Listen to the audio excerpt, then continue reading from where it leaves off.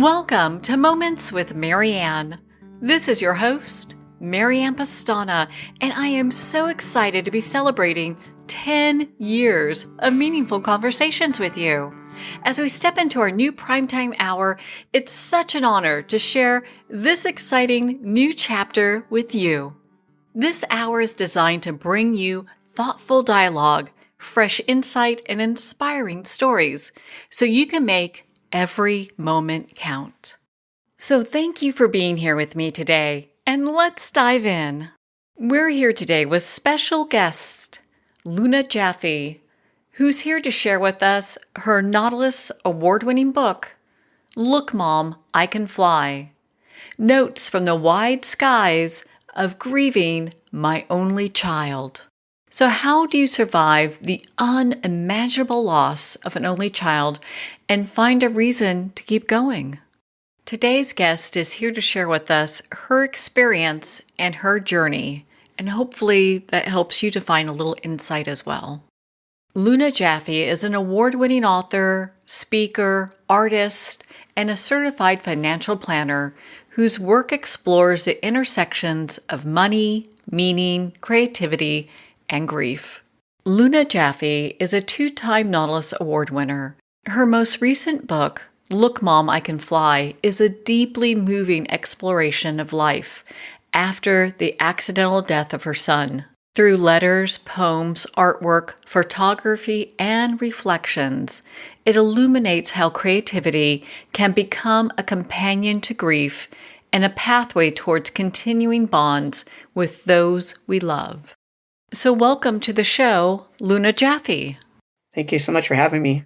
What a great honor it is to have you here and to talk about your book. And congratulations on the awards you've won. I understand you've won a couple, one being a Silver Nautilus Book Award. I mean, what a big deal that is. Yeah, it was an honor for sure. Absolutely. Well, let's talk about your book. I know it's such a heartfelt book. After the loss of your son, Hunter, what led you to begin writing letters to him? And how did that eventually become the book that we have today? So I've had a very long writing practice, 30 years of writing every morning, journaling mostly. And so when my son died suddenly from an accidental overdose, I just kept writing because that was my already in my bones. And writing to him and kind of having this conversation with him seemed like a very natural thing to do, especially because I was in shock and he was only 21. I didn't understand what happened. We didn't know actually what happened for 4 months until we got a toxicology report back. So there was a lot of unknowns about like what actually did he die from. And the writing of letters was a way to just sort of have contact with him. And then about 2 months, 3 months into that process, I just kind of suddenly thought, I wonder what would happen if I gave him the keyboard, so to speak, and let him start talking to me in response. And it was so the whole book is actually a conversation between the two of us, and it became quite a fascinating experience. So after doing this for months and months and months, and it felt like a really meaningful thing to share with other people, and that's what motivated wanting to get the book out there. Oh, I am so sorry for your loss, and I just can't even imagine what that's like. And I think that's probably why your book resonates with so many people because of its authenticity. And also, there are so many people going through the same thing. hmm Did you find it was a way to process your grief, having this conversation going back and forth? Yeah, absolutely. And just writing every day was such a incredible way to process grief and to let myself have all the feelings. And they're not all negative feelings. I mean, I had moments where I was like, like 3 weeks after he died, I remember having this moment of, I don't feel pain. I don't feel joy. I just kind of don't, I just, I'm kind of just present in this very moment. And it was just this fascinating study of like the cycle of emotion, and that I think our fear often is that if I let myself feel all those feelings, I'll stay stuck in that place. But it's actually the opposite. I think people stay stuck in grief when they don't allow it to have an expression.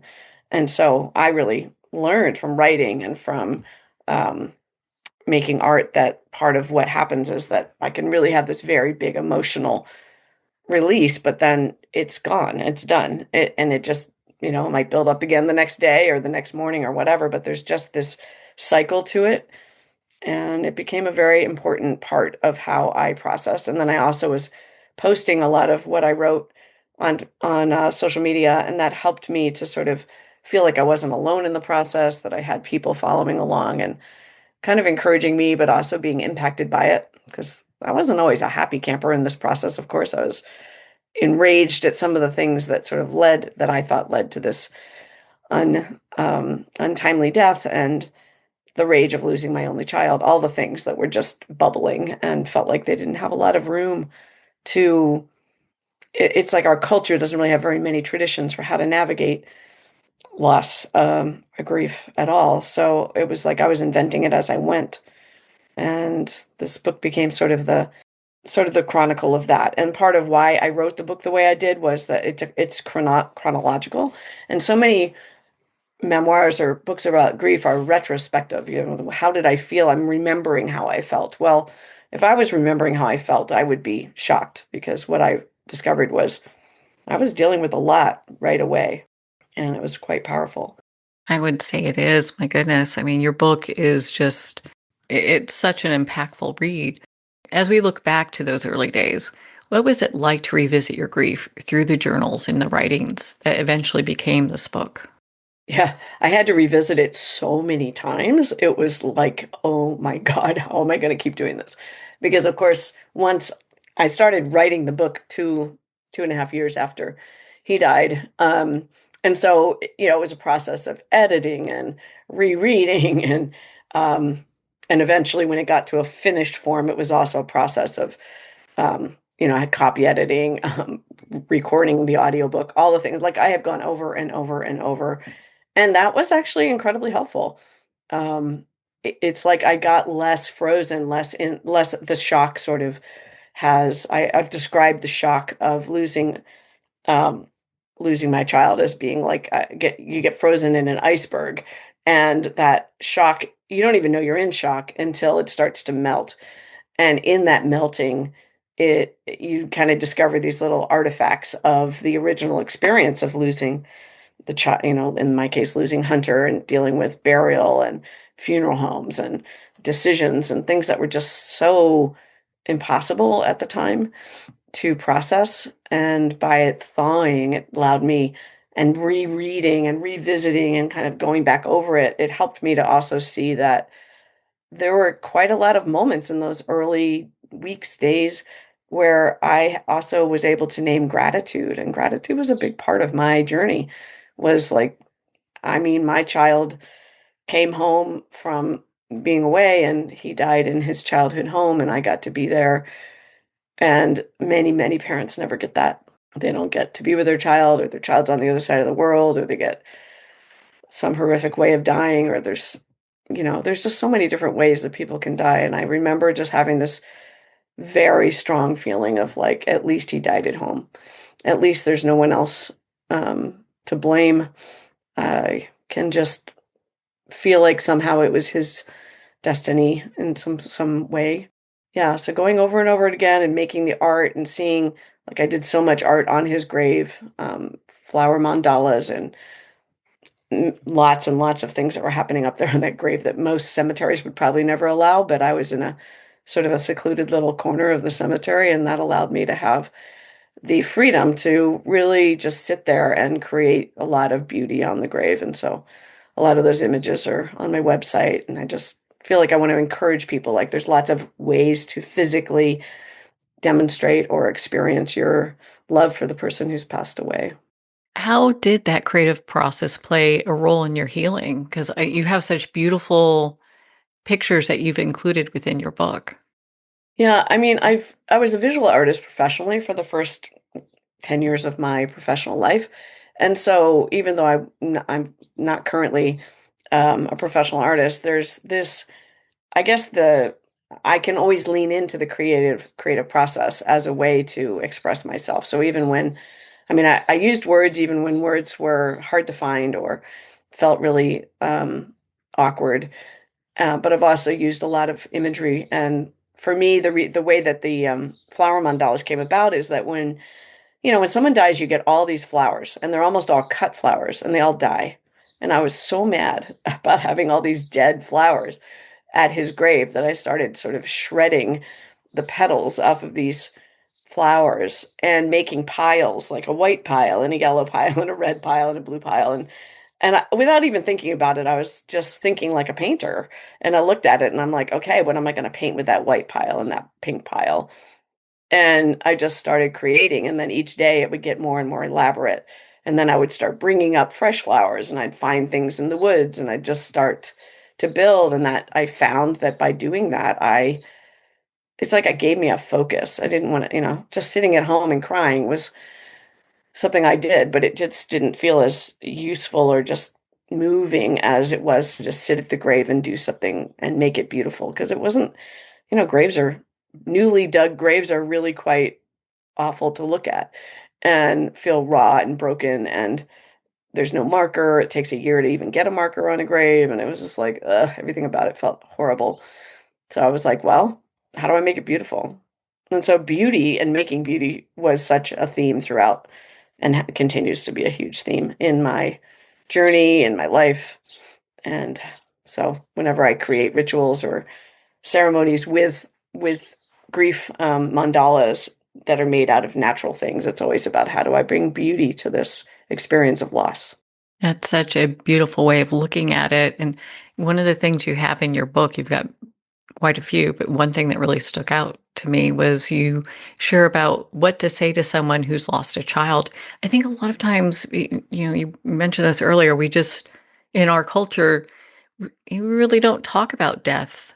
We might talk about grief a little bit, but going into what to say and how to say, maybe what not to say, I think is so important. Most people maybe freeze because they don't even know how to approach it. Yeah, so true.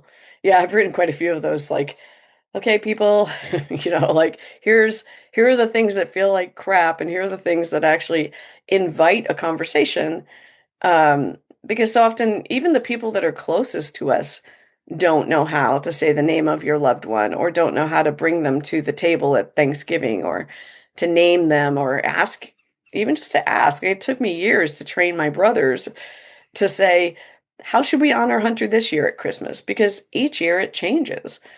And, one year I might be like, oh my God, I absolutely want to have something on the mantle for him and I want his picture. And the next year I might be like, I don't want anything. It just really shifted for me every year. And so I think a lot of the questioning I encourage people to do is to be real, to say like, this really sucks and I don't know what to say, but I'm right here with you and I'm going to keep checking in with you. And if you say you're going to keep checking in with somebody, you really got to do it, because the person who's grieving feels that promise, especially if it's not kept. And I much prefer the authentic feeling of like, I don't know what to say. And I'm like, well, why would you know what to say? Like, unless you also lost a child. And even when I'm, you know, trying to console someone who also lost a child, I also feel that sense of like helplessness, and I don't know what to say for that person because they're not me and they have a different history and a different perspective and capacity to navigate that loss. So just being able to say, like, this is horrible and I'm right here and I can sit with you. And if you want to talk, I'm here. And if you don't want to talk, I'm here. Um, and just to be aware that one of the things that's most present about grief, in my experience, is it's just constantly changing. It's like the weather. And so something that works one day might not work the next day. And um, to not be hurt by that as the person who's trying to console someone who's lost a loved one is to just be present, be open, and ask questions that you really want to hear the answer to. In other words, if you just say, how are you? That's too big. A person who's lost a loved one can't answer the question, how are you? How do you think I am? Like, I just lost my child. Like, that question is not helpful.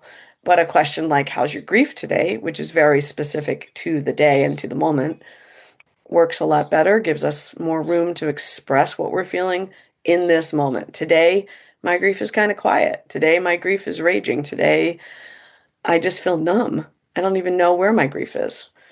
Um, that's one of the best questions ever. And my friends, I have two really dear friends who also lost their only children, and we ask that question to each other all the time. And it's been 5, 6 years for everybody, but it's still relevant.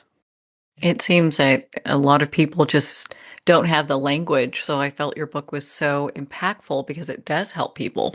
And I liked how you, in your book, you mentioned what's in your heart right now. I mean, that's really engaging in a conversation, a deeper conversation than I think most people know how to have.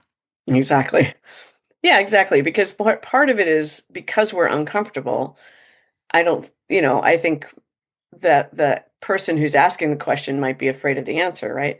And so it's important to ask a question that you're willing to listen to really be with. And if I ask, "How's your heart today?"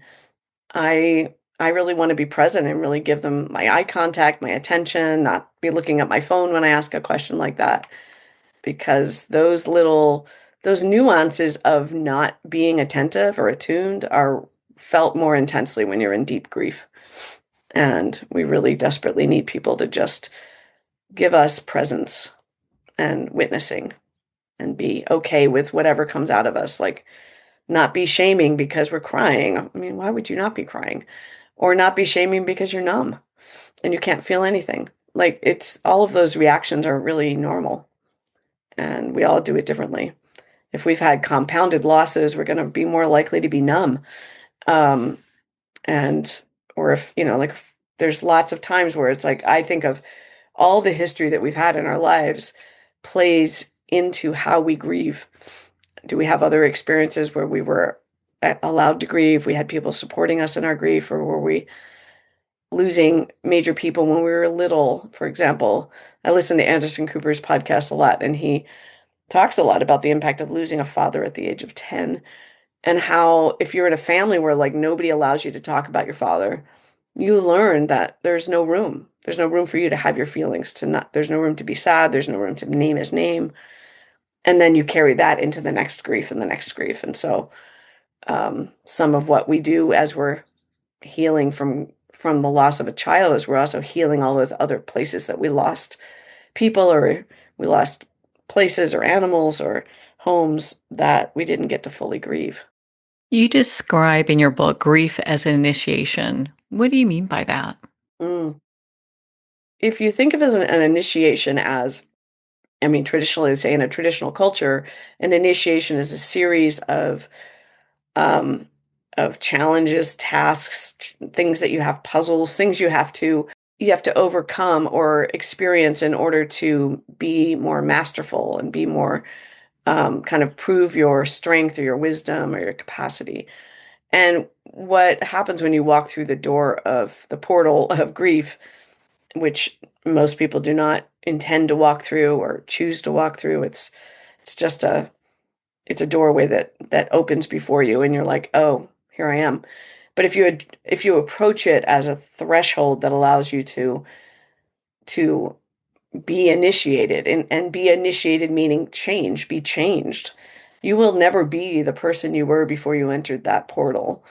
And I think one of the truest things about grief is that there is no going back to the way it was. Because the way it was had a child or a spouse or a sister in it, and now it does not. And so I don't want to be the same. I want to be changed by what I've experienced, by the depth of how much I've felt, and know that part of that depth of the grief is the depth of the love that you had. And so allowing yourself to be transformed by the experience of really, really feeling it all is is an initiation. It's a very, very powerful way to harvest the gems that come from the hard work of grief. What did you learn about love through your experience of losing Hunter? Mm. Oh, I think I was just listening to something the other day, and it was said, to really be in this world, you have to accept that love is mortal and that everything you love you will lose. And I think that's really what I've learned is that there's some um, feeling that we have when we have a child or when we fall in love or we have, that things will last and that it'll be a forever sort of experience. And I think what I've learned about love is that you have to keep loving as deeply and fully and widely as you can, knowing that everything you love you will lose. And that's a pretty hard thing to accept. Um, and I struggle with it, but I feel like that's the most important thing I've learned, and that there's moments where I definitely felt like I wouldn't survive this loss. I didn't know if I wanted to survive it. And that moment didn't last very long because there were other places where there's other love that I could express in other avenues to use that feeling that I had for my child with other people and other situations, and often with my garden or with pets. I mean, there's just a way to kind of keep love moving, and it's a currency that needs to flow. And I think the biggest mistake that we can make when we lose someone dear is to shut down our capacity to love other people, because then we just stay really stuck and bitter, typically. Well, and I love how in the beginning of our discussion you mentioned about feeling the feelings and that it was okay and those could, I wouldn't say evaporate, but you move through them. And I think a lot of people, when they look at grief, especially losing a loved one, they look at it as if I open myself up, I'm going to feel everything. I can never shut it off. And I think there's a fear with that as opposed to walking through it, which I completely understand. That's exactly it. And I think that was what I learned early on, was just like the volcanic expression of wailing, which fortunately, I mean, I feel very grateful actually that I'm very good at wailing. I know how to wail, and not everybody does. I mean, in fact, a lot of people that I know who have lost a child really have never let themselves fully kind of whole body wailing. And that's something that in the old days in Ireland or in places where they had people that were keeners, they would come and they would get people started so that everybody could get that wailing going and moving through their bodies. Our bodies were built to wail. We need to let the grief move through us. And I just really learned that's like, even though it felt like I would never stop, when I did finally stop, I was like, oh, I'm stopping. Like I had that awareness of suddenly like, oh, I can't do this forever. My body just simply cannot do it. It needs to rest. And then it rests. And then, a day or two later, maybe there's another wave. But I really started to see it as waves, and waves dissipate. And so it was like, even if it's a tsunami, it still dissipates over time. So that was the metaphor I live with these days. How would you say that your spiritual beliefs have evolved since the loss of Hunter? Mm, that's a really good question. I don't have a really strong particular, like, I'm Jewish, but I don't really practice at this point, and that partly went with Hunter, actually. Um, he was very involved in the Jewish community, and then when he went to high school and college, and I was less involved. So I would say, really, though, the answer to your question is that I have developed such a solid relationship with him, feeling him sort of as a soul having a different experience than he had in this physical plane. And I have enough evidence of that for my own belief in it. It's not present all the time. It's not like, I hear him speaking to me, or it's more subtle than that, but there's just a real strong feeling in me that his soul is doing work in another realm. I don't understand that realm. I can't really claim to grasp all of what that's about. I just know that while his physical form is no longer, his spiritual form is still growing, and he engaged in something that's far greater than I'll probably understand until I die. And that's comfort. It's been a comfort. Is there like a question that you wish people would ask you? um, I think one of the questions that at this stage, so he died almost 6 years ago now, is like nobody ever says like, what's your grief like now? Because it really changes. Or what's your relationship with Hunter like now? Because again, a lot of people assume that you don't have a relationship with your child if they died. But I have never met a person who's lost a child that doesn't have a relationship with them. So I'm sure there's people out there that don't think that way, but the people I tend to hang out with really have this sense of a relationship that keeps shifting. So it's really such a sweet and thoughtful thing when somebody asks those kinds of questions, like what is it like now? How has it emerged? How's it shifted? Um, yeah, those are the things I like to answer. Why did you decide to name your book Look, Mom, I Can Fly? Yeah, it's a great story actually. So the day after he died, he had actually just come back from a trip, and I was looking through his suitcase and his t-shirts, and I found this t-shirt that was brand new. It looked like he hadn't worn it. And it was a white t-shirt with huge black lettering filling the whole front of it. And it said, "Look, Mom, I can fly." And I immediately, like, I sat down and just started sobbing. I just was like, oh my God. It just felt like a message. It just felt like that was what he was saying to me. Like, hey, I'm not here in the body, but look, I'm flying. And, and so I just took it as a message. And then 2 months later, I was like, where did this t-shirt come from? So like my curiosity came online and I looked it up. And I was just like, what is this? And it turns out it's a tour. It's the name of a tour, a musical tour from Travis Scott, who was one of his favorite musicians.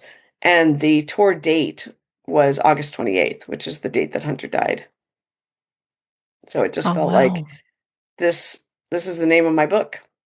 And I felt like part of what he's been communicating to me as we've been kind of co-writing this book is what it feels like, is that he's he's doing well. He's got his own journey. He's doing his thing. And I've really experienced his evolution through the writing that we've done together. And it's given me a lot of hope and sort of willingness to keep moving forward to have that ongoing relationship. Yeah. What would you like readers and our listeners to take away from your book? More than anything, I think I want them to take away that there are many, many ways to grieve, and none of them are wrong. Like there's room for all of it. And hopefully, there's a lot of tools that I share that are just ways that I was grieving, things that I did, experiences, rituals, different types of writing projects and things that I was hoping to just give people some ideas of like there's just many avenues and they change. Again, the other reason why I think reading a book that has more of a chronological perspective is you get to see that like, oh, for the first couple weeks, I started doing these little journeys with him, and then that just evaporated, and I started making these mandalas on the grave, and then that sort of ended, and then I started painting and writing poetry, and they it just seems to me that the cycles of sort of how expression was happening and what was feeding my grief process at any given time, it kept changing. And that I wanted to model, I think that that is completely appropriate and that there are resources out there for people. There's people that really do incredible retreats for grief. I did psychedelics as part of my grief process. So there's a lot of different ways to help deepen into the process of grieving. And I wanted to sort of open that up to people. Well, Luna, where can people connect with you and be part of your community and learn more about your book, Look, Mom, I Can Fly? My website is my name, lunajaffe.com. And I also have a Substack, that's Look Mom, I Can Fly, um, is the Substack name, and you can look it up. So I post there pretty regularly with current writing and musings and tools. So things there. Those are the two best ways to connect with me. Well, Luna, thank you so much for taking the time to be on the show with us here today. Thank you. I really appreciate being here. Well, we're at the end of our time today. I'd like to thank everyone for tuning in. You're listening to Moments with Marianne, where we make every moment count.